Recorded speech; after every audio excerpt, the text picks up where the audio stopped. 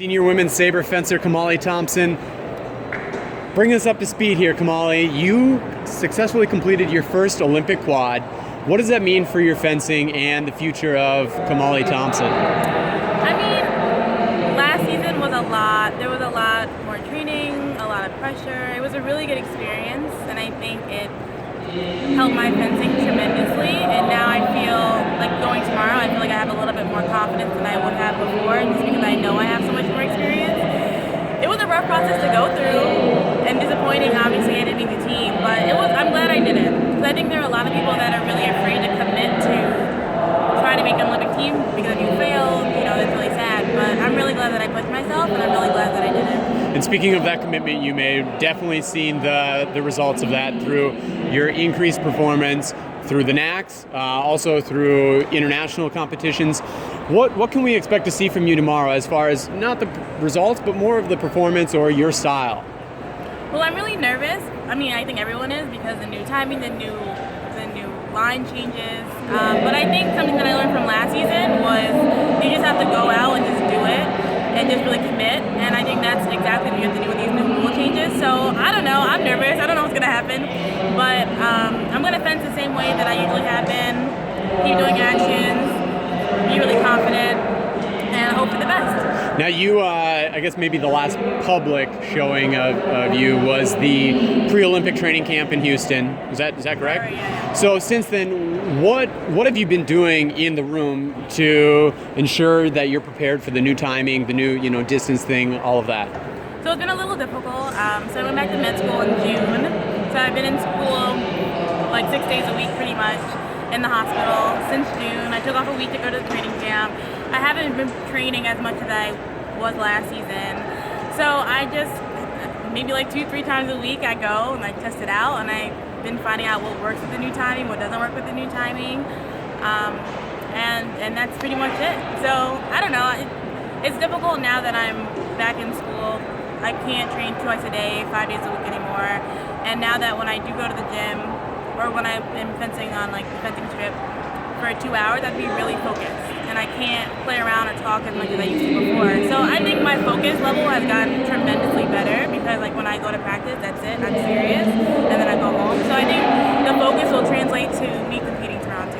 And because of that need for efficiency when you're in the room, how are you spending that time? What are you focusing on during your time in the room? The biggest thing is fixing my weaknesses from last season. So I mean, I still have things I have to work on, and those things didn't go away when I didn't make the team. And I said, this is why I didn't make the team. I have to fix these problems and make improvements. So I've been really working on that, just trying to make sure I don't make the same mistakes. If I do, adjusting way faster.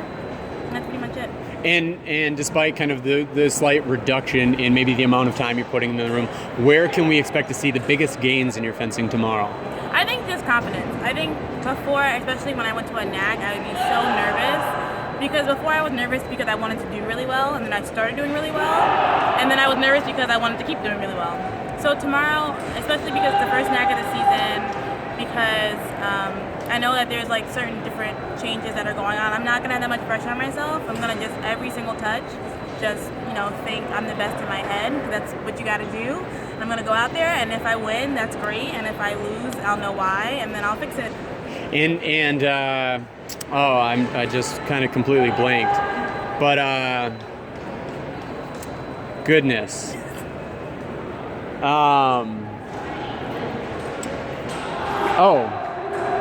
I have no idea. What was I gonna ask? School competition? No, it's about competition and what you're working on, where we can see the kind of results of that, being the best man. Added pressure? No, how Experience being old. I'm old now. No, you're still so young. I'm one of the oldest people in this competition. That might be true. Oh, okay. So, Kamali, with the games now behind us, of course that launches us into a new quad, a new 4-year cycle. This is the time where a lot of people experiment. They focus really on just the process of trying new things to really make big gains in their fencing. A lot of people even making coaching changes. What changes are you making to your fencing, if any? I haven't really made any drastic changes yet. I think I'm still growing in terms of a fencer, where there's still a lot for me to learn. So it's not like people have my game down to a science, and that's why I'm losing. So I'm still adding on parts that I need, more work in. Also, I feel like last season we did so many training camps overseas. That's something I really want to add to my daily regimen. Not daily, but like my training regimen.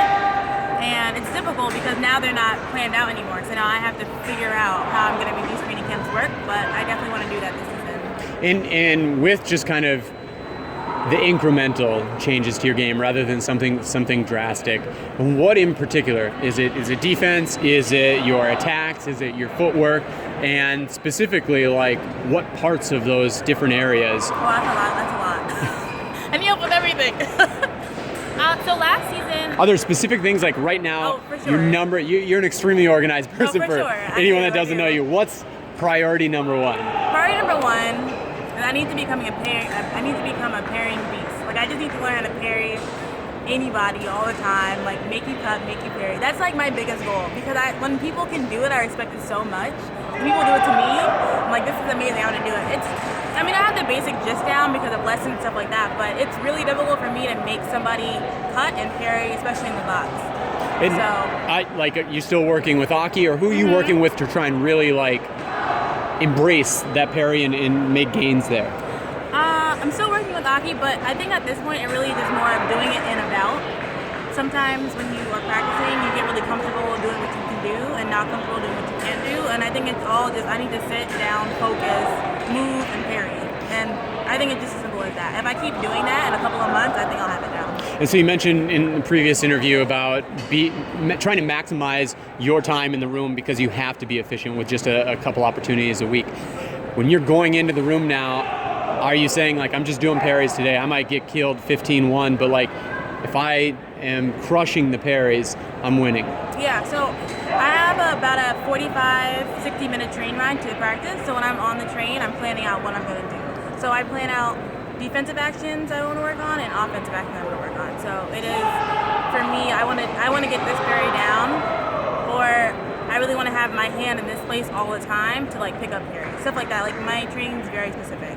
So tomorrow, again, with us being so early in this quad where it's almost not that relevant, how much does a result matter? If you go out in the 64 but your parries were strong, is that a win? I don't know. That's still OnPoint. Yes and no. So for me, it is really disappointing if I have a goal that I want to work on something and I go through the whole competition and I don't get it done. But at the same time, you still do need points because you still need to go to the World Cup. So I want to do both, right? I want to do well and I'm going to parry. So that would be the end goal for me. So maybe a safer question: What do your practices look like now compared to what they looked like maybe 5 months ago? Yeah, they're so different. 5 months ago, I would be in my club at maybe 10 o'clock in the morning. I do drills with either one, 2, or 3 people from 10 to 12. I would go work out with my trainer at 1. I come back at 2:30. I have a lesson at 2:30. Then we'd have class from 5 to 9. So that was pretty much what I did most of the time. Now I get to practice at 6:30. I have to leave by 8:30 because I have to get on the train because it's an hour away.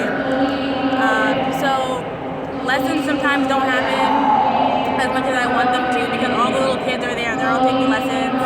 Footwork, sometimes I really want to do extra footwork, but I have to catch the train because the next train isn't for an hour. Group class, sometimes I miss that too. So sometimes it really is just a little bit of footwork and bouting. And it sucks, but it's just temporary. All right, Kamali. Well, we look forward to seeing all of this in action tomorrow. Thanks, Spencer. Thank you.